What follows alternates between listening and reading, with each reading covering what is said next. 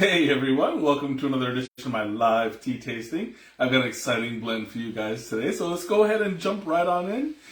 We are finishing up our Volition teas. This is the fourth in the series, and today's blend, I keep calling them blends.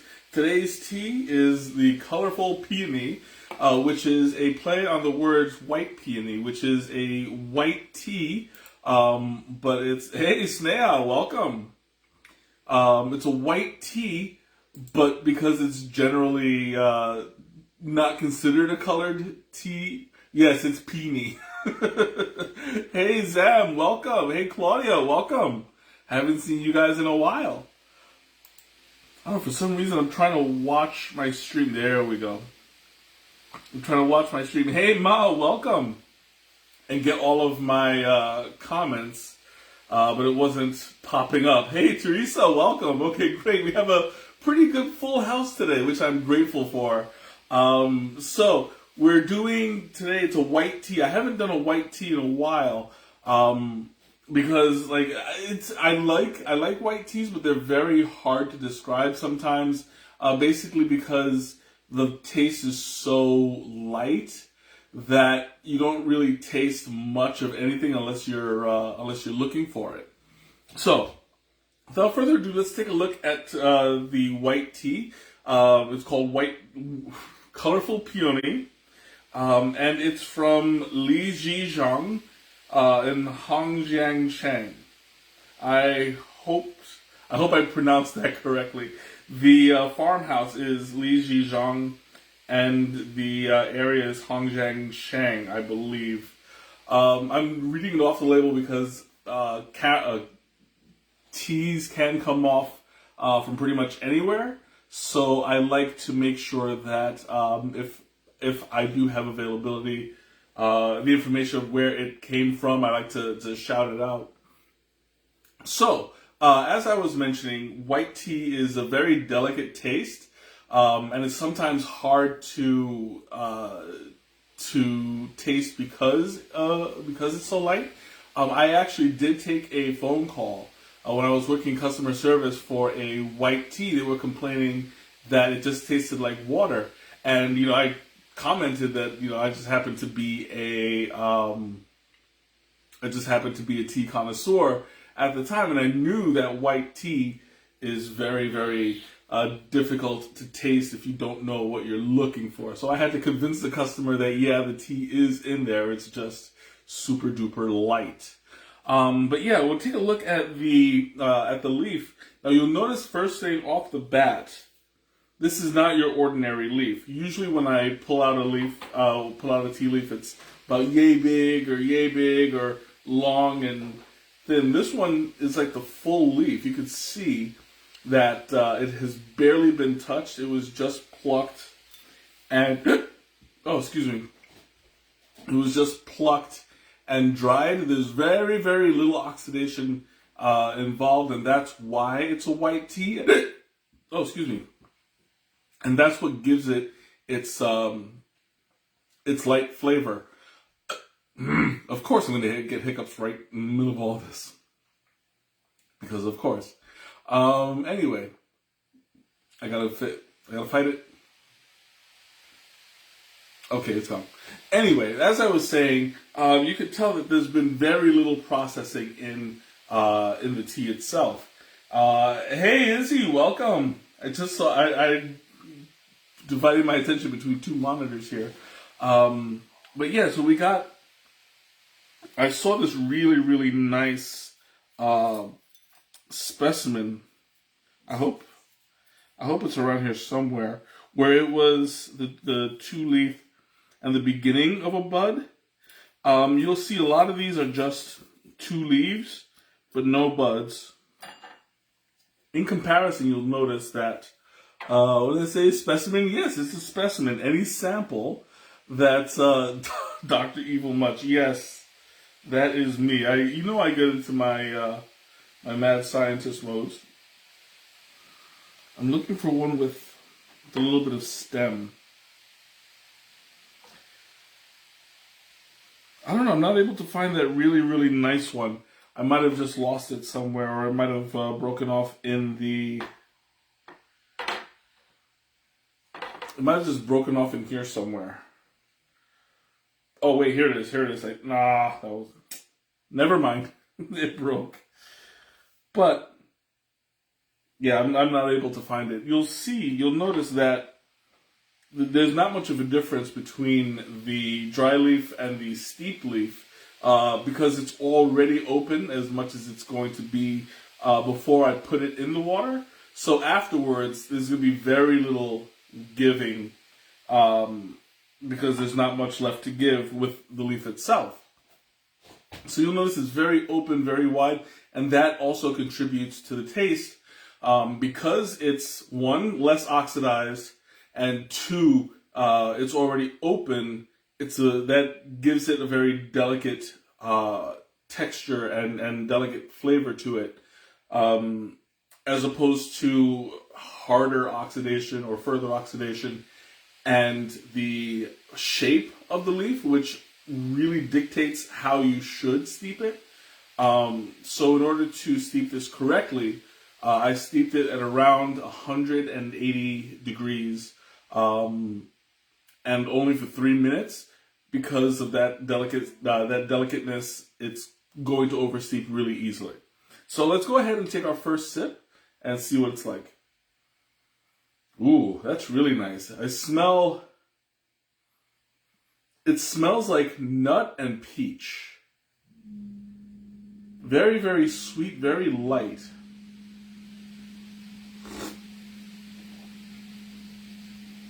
Oh, that's nice. It's got a nice little, like a nutmeg kind of flavor to it, with notes of like peach and apricot and a little bit of copper. Very, very light, but it's stronger than most white teas I've had. Most white teas that I've had taste just like hot water, with that little bit of flavor to it. This one is a little bit stronger than usual.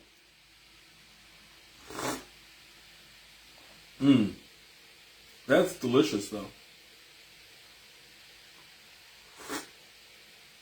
Okay, gotta put it down before I drink the whole thing right in front of you.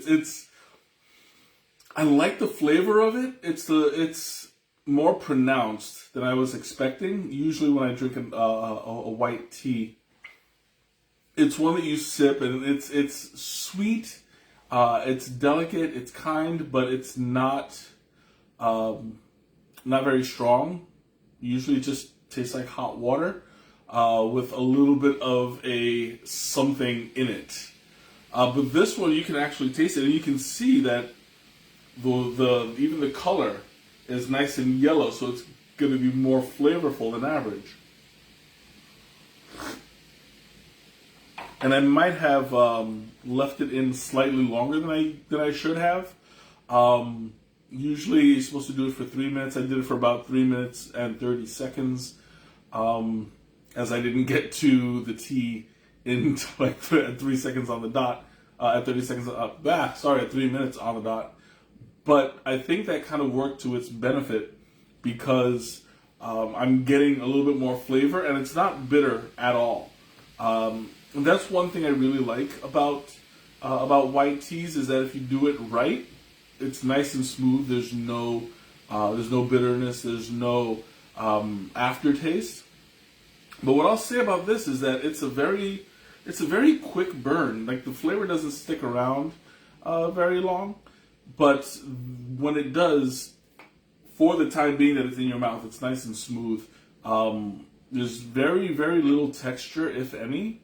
I'm not getting any kind of like that silky coat over my palate as I usually would if I was drinking, like, let's say, a Silver Needle. Silver Needle has a little bit of a texture, and that's because the buds haven't opened yet. It's also considered a white tea, but the Silver Needle is the bud, where the white peony is the leaf, if that makes any sense. And I did learn I did learn something interesting when I was in India, that silver needle, the reason why it's more expensive is that you can't make it all year round. Silver needle for what's considered the best is plucked at the very, very beginning of the spring flush, the first flush, and you can only pluck a certain amount because otherwise nothing is going to grow for the rest of the season. And if you blow your whole wad on silver needle, that's going to affect your business in the long run. So that's why it's more expensive. It's because it's more rare, and it's harder to monitor when you're plucking it during the right time of year. So that's the difference between silver needle and white peony. White peony you can technically pluck all year round. It's just going to be the very first 2 leaves, and it's what you do with those leaves that makes it a white tea versus a very specific bud pluck. That sounded bad. Plucking the bud only versus plucking the leaves only. You get 2 very, very different tastes, but both of them are very light, very airy. Usually just the silver needle is going to be more silky, creamy, and buttery. Meanwhile, this one is more, slightly more vegetal, nutty, peachy. It's got a more well-rounded flavor.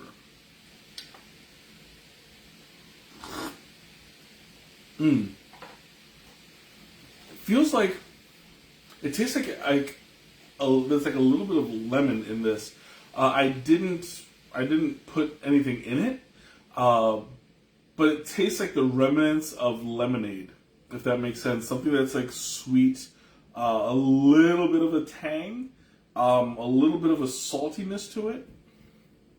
But the saltiness kind of contributes more to the nutty taste, if that makes any sense. Like, I'm trying to figure out the best way to describe it, because it's walking a fine line between nutty and earthy. Like there's very little give on either side. And I think that the part of me that's like tasting the copper is really like, this is for a white tea, this is dark. Yeah, exactly. That's what I was saying. How it's very yellow, very, it's dark yellow for a white tea. Usually it's mostly completely clear. Usually more towards the color palette of a lighter yellow versus this one is approaching orange kind of a thing. And that's how you get that darker flavor, or rather that more profound flavor is because it's darker. And I've also, I don't know if you guys can see this, but you'll notice that this is more of a brown leaf, rather than like a greenish. This one is like a greenish brown. But it's closer to brown than green, which means that it's probably been out in the sun for a little bit longer than most white peonies have been, and that's another reason why you're getting a more profound flavor. It's because it's been dried a little bit longer. Gosh, I wish I had, because I have some other white peony upstairs. I could have compared it to. I didn't even think about it. But then again, I didn't even look at this before. So, but you will notice that after it's steeped, in comparison, it actually turns a little bit greener. Like, look at that. You can see it's like night and day. This one also, like, there are greener leaves in here. See, that looks more like it's a comparison. But as you can see, this one is actually a little bit more on the yellow-brown side, until it has to be steeped. So you get like a closer match between the two. But it's those brown leaves that are contributing to the stronger flavor that you usually get from a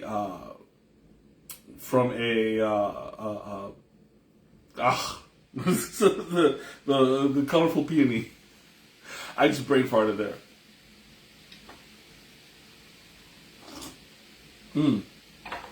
Okay, I'm going to go ahead and open up the floor for questions and comments and anything you want to talk about. Now's the time. I'm going to answer Teresa's question first, as I usually do. What would I pair this with? And given the delicate nature of it, I wouldn't do anything too heavy. So I would probably keep it on the side of like a salad, and even with a strong dressing might overpower it. So maybe just if I do put dressing on it, I would put like an oil and vinegar kind of the combination, or something that's liquidy versus something that's creamy. I wouldn't put anything that's too creamy on there because that would easily overpower what's in this cup. Maybe a fish dish, maybe some salmon or something like that. Some nice and light tasting proteins. I don't know if I would eat a dessert with it. While this would taste good if it was it would taste good if I was getting like the sugar, if I wanted to put sugar in it, sweeten it myself, but not if. Sorry, I'm having a little bit of trouble with this thing. Why is it? Yeah, sorry, I'm having trouble with the comments. I don't know if you guys are talking or not. Oh, of course, and now my camera's gonna fall because I touched something. You are posting? I need a little bit of help here. The camera's falling. This thing is just, it's the tripod. Help me, producer, help me. There we go. Is it there? Is it good? It's good? Okay, yeah, that works. Of course. I really need to get my own setup. But anyway, what was I saying? Oh yeah, sweetening.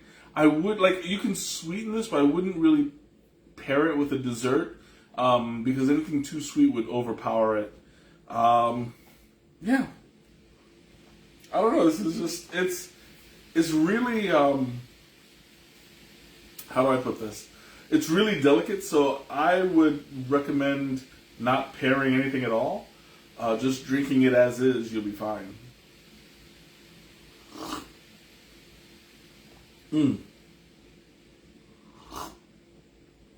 Oh, there we go. Ooh, that feels good. It's really settling in my stomach. Okay, I'm opening up the floor again. Questions, comments, anything you want to talk about, now's the time. It's really starting to cool off a little bit, and I'm taste. Oh wait, Thomas taste. I forgot to do that. It's tasting more sweet and like rock fruit kind of a thing. I'm getting like apricot and I'm getting apricot. I didn't mention where this tea is from. Yes, I did. It was the one from Li Jingzhang Hongxiang Shang. That's the producer of it. Doesn't say where it's from, but I guess that's the name of the farm. Li Jingzhang Hongxiang Shang. I really hope I'm not. Well, yeah, it's from China, but I was trying to narrow it down. No, it's from China. It's just really hard to I always get a little bit self-conscious, and I hope that you all forgive me for my pronunciation. I'm trying hard. I'm not I'm not half-assing it. But yeah, it's okay. It's spelled LIZHIZHONGHONGXIANGSHANG. So, it's a bit of a mouthful for an amateur like me. So I apologize if I butchered it too much. But I mean, you get the idea. I'm not a linguist. I'm just trying. That being said, I forgot what I was talking about. The sweetening, like, Thomas taste. That's what it was. Thomas taste. I'm glad I remembered. Okay, here we go.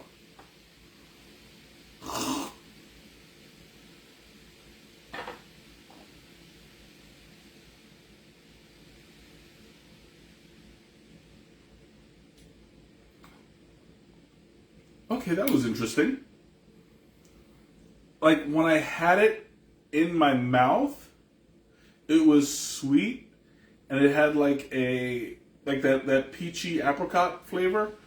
After I swallowed and breathed through my nose, for a fraction of a second, it tasted like pennies, like really strong copper.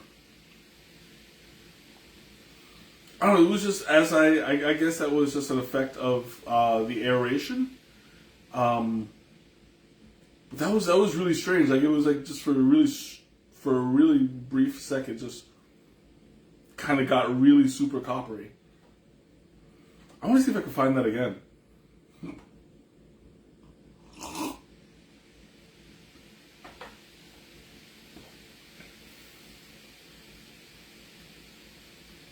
Yeah. Yeah, it's just very, very brief. For a half second. It just kind of like cramps up on my palate and then disappears. Not a bad thing, but it's just something to look out for, because if you don't like a strong coppery flavor, you'll have to watch how you drink it versus just tasting it, if that makes any sense. Because when I drink it straight, it's fine. But when I drink it, hold it, breathe through my nose, it gives me a whole different experience. And that's really strange. I've never had that happen before. Well, anyway, I'm going to go ahead and sign off. Thank you all for joining me tonight. This has been an incredible experience. I'll go ahead and post the link, as I usually do, at the end of the stream. So if you want to check it out for yourself, go ahead and try it. I definitely would recommend it, especially if you're new to tea. You don't have the acquired taste. This is a good way to start building that from the bottom up. All right, so until next time, have a great night, a wonderful weekend, and I'll see you later. Bye.